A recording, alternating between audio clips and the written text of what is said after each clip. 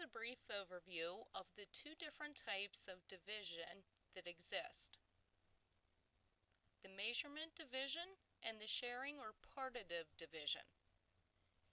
In this brief overview, I will give you an example of each type. Then I will follow it up with a couple examples for you to try to classify on your own. So let's begin with the measurement. I will let you read what the measurement division is. This is not a formal definition. The key words within here is the fact that you are measuring out a specific number of objects, which is why it's called the measurement division. So let's take a look at this example. A class of 20 children is to be divided into teams of 4 children each. How many teams are there? Well, this is obviously a division problem from the key word divided into. The actual division problem is 20 divided by 4, which we should know at this point that 20 divided by 4 equals 5. But I'm going to show you a visual model of what the measurement division looks like. So we're going to start off with our 20 children. The key facts in this problem is that we have 20 children, and we know that we want 4 children on each team.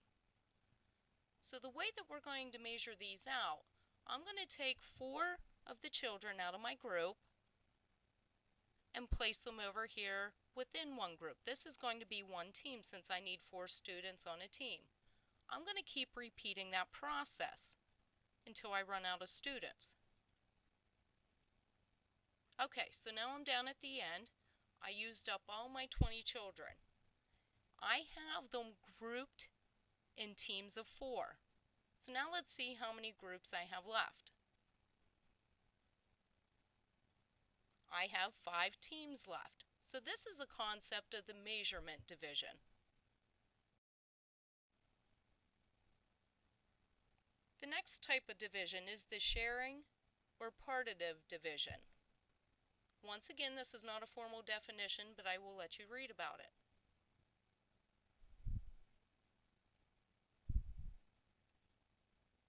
Okay, so here's the next example. A class of 20 children is to be divided into 4 teams with the same number of children on each team. How many children are on each team?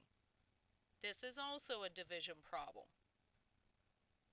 I start off with my 20 children, and this time I know that I need to have 4 teams. I'm not placing 4 children on a team, but I know how many groups I need to have. So I'm going to start by developing 4 groups, or 4 teams in this case. I'm going to go over to my 20 children, and I'm going to place a child in each one of those teams. I am going to keep repeating that so that I have the same number of children on each team. Okay, so now I ran out of children. I have 4 teams, which I wanted. If I count how many children are in each one of these teams, I can see that there are 5 children.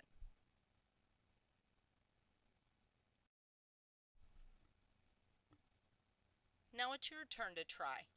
I'm going to give you 2 examples, and I am going to see if you can classify them as either the measurement division type or the sharing division type. So here's your 2 examples. I am going to ask that you push pause at this time, read through them carefully, decide which type is being demonstrated. When you're ready to have the answers revealed, just push play again.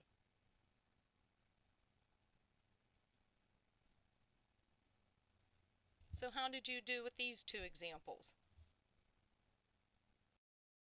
If you had trouble with determining which type of division it was, please ask me next time before class or send me questions via email, and I will gladly provide you with assistance or more clarification.